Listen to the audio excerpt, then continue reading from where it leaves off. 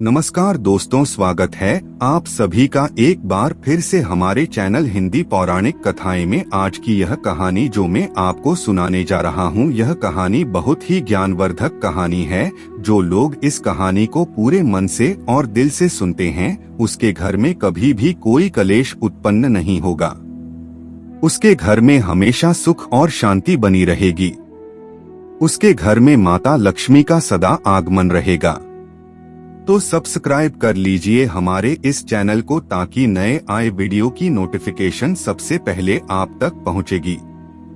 आपने सुना होगा कि जिसके घर में रोज झगड़े होते हैं, रोज कलेश होते हैं, उस घर में बरकत नहीं होती, उस घर में कभी माता लक्ष्मी का आगमन नहीं होता। और जिसके घर में सुख शांति होती है, उसके घर में सुख समृद्धि की आगमन होती है और माता लक्ष्मी का निवास उसके घर पर सदा बना रहता है। इस कहानी को सुनने के बाद हमें यह पता चल जाएगा कि हमें घर में लड़ाई झगड़े क्यों नहीं करना चाहिए, और जिसके घर में लड़ाई झगड़े होते हैं वो उन लड़ाई झगड़ों को कैसे रोक सकता है, क्योंकि घर में सुख शांति का होना बहुत जरूरी है। क्योंकि जहाँ सुख शांति होता है वहीं माता लक्ष्मी निवास करती है। जहाँ क्लेश उत्पन्न होते हैं, लड़ाई झगड़े उत्पन्न होते हैं, वहाँ माता लक्ष्मी का वास नहीं होता। वहाँ पर दुख और दारिद्र्य का निवास होता है। हो सके तो इस कहानी को पूरा सुने। यह कहानी आपके जीवन में बहुत सीख देगी। यह बहुत ही ज्ञानवर्धक कहानी है, इसे जरूर सुने। एक मोर और मोरने की कहानी। इससे पहले कि आप हमारी कहानी में खो जाएं, चैनल को सब्सक्राइब करके बेल आइकन को प्रेस करना ना भूलें। चलिए कहानी शुरू करते हैं। एक जंगल में एक मोर और मोरनी रहते थे। मोर और मोरने बहुत हंसी खुशी जंगल में रहते थे। एक दिन ने मोर से कहती है, या जी हमें यहाँ से चलना चाहिए, हमें वहाँ चलना चाहिए जहाँ हमारे समाज के लोग रहते हैं। काफी सारे मोर मोरनी रहते हैं, हमें वहाँ चलना चाहिए। मोर मोरनी से कहता है, प्रिय अगर हम वहाँ चलेंगे तो रोज लड़ाई झगड़े होंगे, हम दोनों यहाँ जंगल में कितना सुकून से रहते हैं, वहाँ जाने की क्या जरूरत है। लेकिन मोरनी जिद करने लगती है तो मोर भी मान जाता है। मोरने की जिद करने पर वह दोनों उड़कर एक नगर में आ जाते हैं। उस नगर का राजा पशु पक्षियों की भाषा को आसानी से समझता था। उस राजा ने कराओ शास्त्र की पढ़ाई की थी। कराओ शास्त्र मतलब यही होता है कि पशु पक्षियों की भाषा को समझ पाना। वह राजा सभी प्रकार के पशु पक्षियों का आवाज को समझ पाता था। हर जीव जंतु के आवाज को वह बखूबी समझता था कि वह क्या कह रहा है। दोनों मोर और मोरनी उसी नगर में आ जाते हैं। एक दिन की बात है, राजा अपनी रानी से कहता है कि रानी, मुझे बहुत तगड़ी भूख लगी है, आप मुझे भोजन खिला दीजिए। राजा की रानी 36 प्रकार के भोजन बना करके एक हाथ में पानी का लोटा और दूसरे हाथ में खाना का थाली लेकर राजा के पास पहुंचती है। रानी जैसे ही भोजन का थाली राजा के समक्ष रख दी है तो एक चावल का टुकड़ा नीचे गिर जाता है। वहीं पर कुछ चींटियां घूम रही थी। तभी एक चींटी चावल के टुकड़े लेकर वहां से जाने लगती है। राजा बैठा सब घटना को देख रहा था। उस चींटी के पास में तुरंत ही एक बड़ा चीता आता है और वह चीता उस चींटी से कहता है, हे प्रिय, यह चावल का टुकड़ा मुझे दे दीजिए और तुम वापस जाओ और उस राजा की थाली से दूसरा चावल का टुकड़ा लेकर आओ। उनकी बातों को राजा पूरी तरह से सुन रहा था, क्योंकि राजा हर जानवर, पशु और पंछी की भाषा को समझ सकता था। तो राजा वहीं बैठा रहा था जब चीता चींटी से यह बात कह रहा है कि नहीं, मैं नहीं जाऊंगी। अगर यह बात राजा को पता चल जाएगी तो राजा मुझे मार देगा। फिर चीता चींटी से कहता है कि तुम जाओ, राजा को नहीं पता चलेगा। चिट्ठी फिर जाने की कोशिश तो करती है, लेकिन फिर आधे रास्ते से वापस चले आती है और चिट्ठे से कहती है, नहीं, मैं नहीं जाऊंगी, हो सकता है राजा को पता चल जाए और राजा मुझे मार दे। राजा उन दोनों को देख रहा था। चीता को इस बात का भान हो जाता है कि राजा हमारी बात को समझ रहा है। चीता फिर चितई से कहता है, देखो लगता है राजा हमारी बात को समझ रहा है। राजा ने हमारी बातों को सुन लिया है, इसीलिए वो हमें ही देख रहा है। चीता चितई से कहता है, अगर राजा ने हमारी बातों को सुन लिया है और राजा किसी और को बताएगा तो उसी समय पत्थर का बन जाएगा। राजा चीता और चेतक की बात को बखूबी सुन लेता है और समझ लेता है। राजा इस बात को सुनकर हंसने लगता है। जैसे ही राजा को हंसी आने लगती है, राजा की रानी रसोई से बाहर आती है। वह जैसे ही रसोई से बाहर निकलती है, राजा को उसे हंसते हुए दिखाई देता है। रानी राजा को हंसते हुए देखकर सोचने लगती है कि शायद मुझसे कोई गलती हुई है, इसीलिए राजा साहब हंस रहे हैं। रानी राजा के पास आती है और कहती है कि महाराज, क्या मुझसे कोई पाप हुआ है? क्या मुझसे कोई गलती हुई है कि आप इतनी जोर से हंस रहे हैं? राजा रानी से कहता है, नहीं नहीं, ऐसी कोई बात नहीं है, मुझे बस यूं ही हंसी आ गई। रानी जिद करने लगती है और कहती है, आपको मुझे बताना पड़ेगा कि आप क्यों हंस रहे थे। राजा बार बार मना करता है, क्योंकि राजा को पता था कि चीन ने कहा है कि अगर मैं चींटी वाला बात किसी को बताऊंगा तो मैं पत्थर का बन जाऊंगा। इसीलिए राजा रानी को यह बात नहीं बताना चाहता था, लेकिन रानी बार बार जिद करती है और कहती है, आपको मुझे बताना ही पड़ेगा कि आप क्यों हंस रहे थे। अगर आप मुझसे सच्चा प्रेम करते हैं, अगर आप मुझे अपना समझते हैं, तो आपको यह बताना पड़ेगा कि आप क्यों हंस रहे थे। राजा अब धर्म संकट में पड़ गया है। राजा सोचता है, अगर मैं यह बात रानी को बताऊंगा तो मैं पत्थर का बन जाऊंगा, और फिर सोचता है, अगर मैं नहीं बताऊंगा तो रानी का विश्वास खत्म हो जाएगा। रानी बहुत जिद करने लगती है। कहते हैं न कि प्रिया हट और बाल हट बहुत तगड़ी होती है। इन दोनों हद से हमेशा बच के रहना चाहिए। रानी के प्रिया हट के सामने राजा को झुकना पड़ता है और राजा रानी से कहता है, ठीक है, अगर मैं आपको बताऊंगा तो बाद में आपको पछताना पड़ेगा। रानी कहती है कि अभी तो आप कह रहे थे कि कोई बात नहीं है, अभी आप कह रहे हैं कि मुझे पछताना पड़ेगा। रानी कहती है कि जरूर कोई तगड़ी बात है, और रानी और ज्यादा जिद करने लगती है। तब राजा कहता है कि तब ठीक है, अगर आप नहीं मान रही है तो चलिए मैं किसी जंगल में आपको एक बात बताऊंगा। राजा रानी रथ पर सवार होकर के जंगल के लिए निकल जाते हैं। जैसे वह घोर जंगल में पहुंच जाते हैं, तब राजा सारी बात रानी को सुनाने लगता है।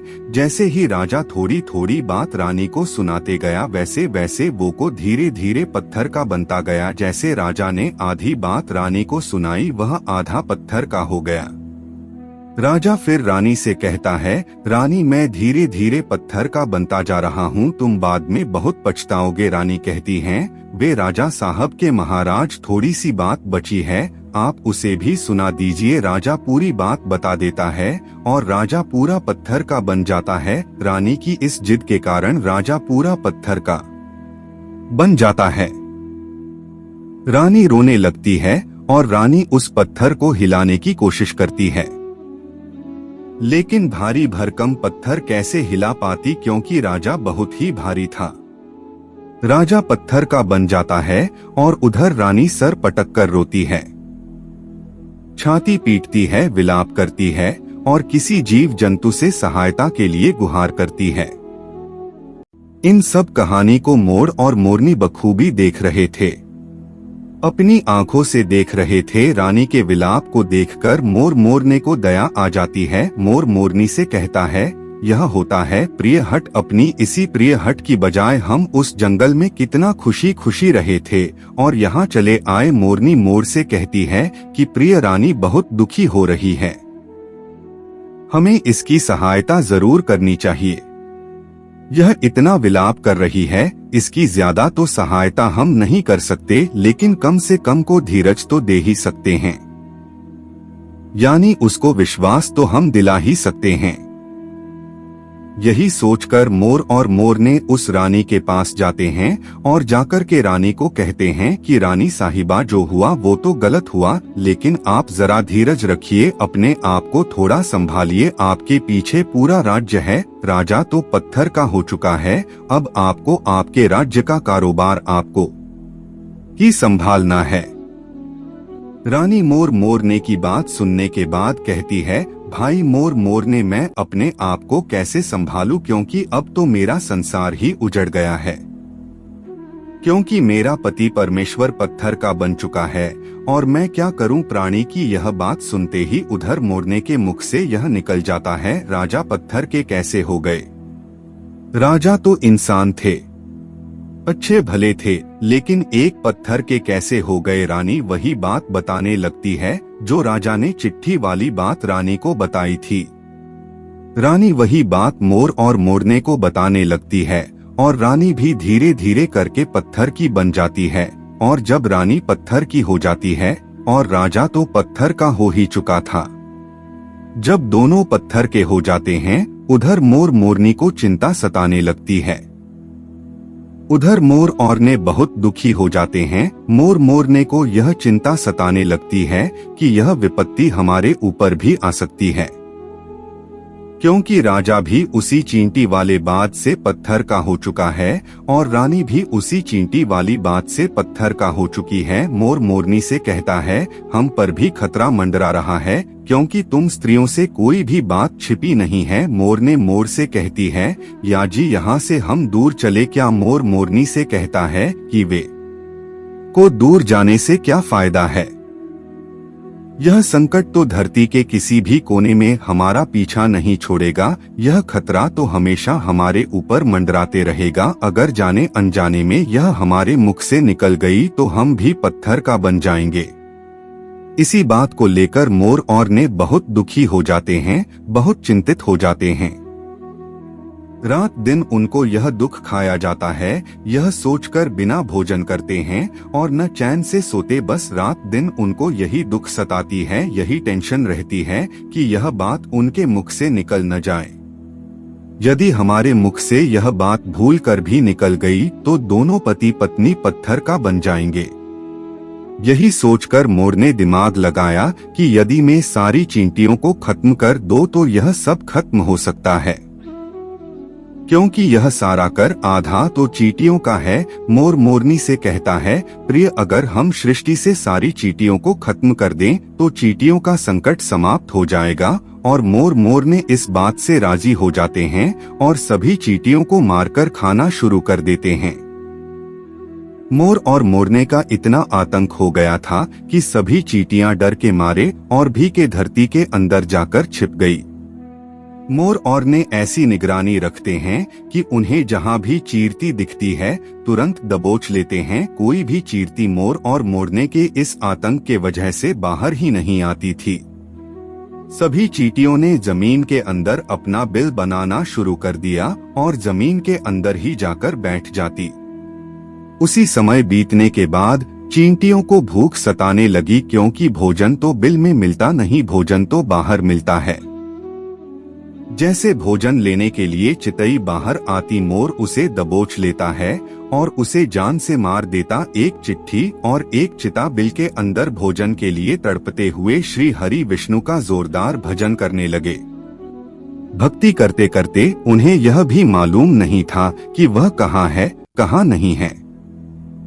वे घोर तपस्या में लीन हो गए। अंत में जाकर श्री हरि विष्णु उन्हें दर्शन देते हैं और भगवान विष्णु कहते हैं, चिट्ठी चिता, जो तुम्हें मांगना है मांग सकते हो, हम तुम्हारी भक्ति से प्रसन्न हैं। क्योंकि चिंता और चींटी ने निराधार भक्ति की थी, न ही कोई जल ग्रहण किया न ही अन्ना, इसलिए भगवान विष्णु बहुत जल्दी प्रसन्न होगा। और आकर कहने लगे, जो तुम्हें मांगना है मान सकते हो, हम तुम्हारी भक्ति से बहुत प्रसन्न हैं। उधर चिंता और चींटी न जाने कितने दिनों से भूखे और प्यासे थे। दोनों एक ही बात कहते हैं, हे प्रभु, अगर आप हमें वह देना चाहते हैं तो हमारे पेट में गांठ लगा दीजिए। उन्होंने सोचा, अगर हमारा पेट नहीं होगा तो हम बाहर क्यों जाएंगे और मोर मोरनी हमें नहीं खाएंगे, इसीलिए उन्होंने मांगा है, प्रभु हमारे पेट में गांठ लगा दीजिए। भगवान विष्णु कहते हैं, तथास्तु, और चींटियों के पेट में गांठ लग जाती है। आज भी उन चींटियों के पेट में गांठ लगी हुई है। चींटियों का पेट नहीं होता, फिर चिंता, और चींटी भगवान विष्णु से कहते हैं, प्रभु हमारे पेट में तो गांठ लग गई है, लेकिन अभी भी हमें मोर और मोरनी से खतरा है। मोर और मोरनी हमारे इंतजार में अभी भी ऊपर जमीन पर बैठे हैं, और जैसे ही वे लोग हमें देखेंगे वे हमें मार देंगे। भगवान बिरसा मोर से कहते हैं, तैमूर, तुम चींटियों का शिकार करना बंद कर दो, इसमें चींटियों का कोई दोष नहीं है। जो दोषी था वो राजा था, क्योंकि राजा ने कराओ शास्त्र की पढ़ाई की थी, इसीलिए वो सभी जीव जंतु का भाषा को समझने में सक्षम था। उसके साथ साथ भोजन भाषा को समझता था, उनका रूप बदलने में भी सक्षम था। पशु पक्षियों का वह रूप धारण किया करता था, और जब वह राजा रूप धारण करता था उन पक्षियों के साथ संभोग भी किया करता था, और जब वह पशु पक्षी गर्भ धारण करते थे तो वो उन्हें छोड़ करके इंसान बन जाता था, और फिर ऐसी पशु पक्षियों पर वह जोर से हंसता था। इसकी ऐसी मूर्खता के कारण ही आज ये राजा पत्थर का बना पड़ा है। मोर कहता है, हे प्रभु, उनकी पत्नी का, उनकी रानी का क्या दोष है? श्री हरि विष्णु कहते हैं कि उनकी पत्नी भी उनके इस पाप में भागीदारी है, क्योंकि उनकी पत्नी अगर उनको रोकती तो वह इतना बड़ा पाप नहीं करता, इसीलिए उनकी रानी भी इस पाप की भागीदारी है, इसलिए आज वो भी पत्थर का बन चुके की है। श्री हरि के समझाने के बाद मोर उनसे कहता है, हे प्रभु, पर इस बात को हम किसी और से कहेंगे जो कि रानी ने हमें सुनाई है, तो क्या हम पत्थर के बन जाएंगे? श्री हरि विष्णु कहते हैं कि तुम्हारा यह श्राप अब समाप्त हो चुका है, तुम्हें किसी से कहने पर कोई फर्क नहीं पड़ेगा। आप किसी से भी कह सकते हैं, तुम्हारे ऊपर से खतरा टल चुका है। मोर और मोरनी बड़ी प्रसन्न हो जाते हैं, उनका खुशी का कोई ठिकाना नहीं था। श्री हरि विष्णु अंतर्ध्यान हो जाते हैं और चले जाते हैं, और इधर मोर मोरनी का खुशी का कोई ठिकाना नहीं था। अगर किसी जानवर को, किसी पशु को खुशी होती है तो वह झूमने लगता है, नाचने लगता है। यही बात मोर के साथ हुआ। मोर को जब यह पता चला कि उनके ऊपर से खतरा टल चुका है तो वो खुशी में नाचने लगा, जोरदार नाचने लगा। उसकी खुशी का कोई ठिकाना नहीं था, वह खुशी के मारे पागल हो रहा था। फिर जैसे ही मोर खुशी के मारे अपने पैरों के नीचे देखता है कि फटे बदसूरत पैर मोड़कर बने हुए थे, मोर अपने पैरों को देखकर रोने लगता है। मोर सोचने लगता है कि पहले मेरे पैर इतने सुंदर थे, लेकिन आज इतने फटे और गंदे कैसे हैं? मेरा पूरा बदन सुंदर है, लेकिन मेरे पैर इतने फतेही और बदसूरत कैसे हैं?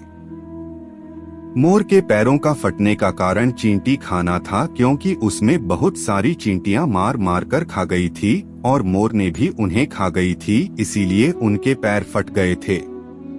आज भी कोई इंसान अगर चींटी खाता है तो उसके शरीर में छोटे छोटे दाने पड़ जाते हैं। यदि आप ज्यादा मात्रा में चींटी खाओगे तो आपका बदन भी फटने लगेगा। सांप केंचुली क्यों छोड़ता है? क्योंकि सांप चींटी खाता है और इसीलिए उसके शरीर में फट जाता है, अलग हो जाते हैं। इसी तरह मोर के पैर फट गए थे और वे बदसूरत हो गए थे, इसलिए मोर अपने पैरों को देखकर जोर जोर से रोने लगा। मोरनी मोर को धीरज रखो आती है और कहती है, जो हुआ वो तो हो गया, रोने से क्या होगा। मोर नाचता और जोर जोर से रोता है, इसलिए उसकी आंखों से आंसू की धारा बह रहे थे। मोरनी मोर को धीरज रखो आती है और उसके आंसुओं को नीचे गिरने से रोकती, लेकिन रोक नहीं पाती। मोरने के हाथ तो है नहीं, लेकिन अपनी चोट से एक एक आंसू को उठाती और अपने मुख में रखने की कोशिश करती, लेकिन कितना अपने मुख में रखती, सीधे मोरने के पेट में चले जाते। इस तरीके से हर बार मोरने मोर के आंसुओं को रोकती और मोर नाचता और खूब जोर जोर से रोता। मोर के आंसुओं को देखकर और मोरने के प्यार को देखकर भगवान श्री हरि फिर से दर्शन देते हैं और मोरने को आशीर्वाद देते हैं और कहते हैं कि तुम्हारा प्रेम ऐसे ही सदा बनी रहे। इस आशीर्वाद के बजाय से अब इसे आशीर्वाद समझे या श्राप। इसकी वजह से मोर कभी संभोग नहीं कर पाता, क्योंकि मोर जब नाचता है तो उसकी आंखों से आंसू गिरते हैं और उन आंसुओं को मोरने चुभती है और उसी आंसुओं के कारण मोरने गर्भवती हो जाती है। भगवान श्रीहरि मोर और मोरने को आशीर्वाद देते हैं और कहते हैं कि तुम्हारी भक्ति धन्य है और तुम धन्य हो। एक समय ऐसा भी आएगा कि तुम्हारे पंख को हम मुकुट बनाकर धारण करेंगे। इसलिए कहते हैं कि जब श्री कृष्ण के रूप में श्री हरि धरती पर आते हैं तो वह मोर का पंख अपने मुकुट में धारण करते हैं। इस कहानी में बस इतना ही, और हम आशा करते हैं कि इस कहानी से आपको बहुत कुछ सीखने को मिला होगा। अगर मिला हो तो एक लाइक जरूर करें। धन्यवाद।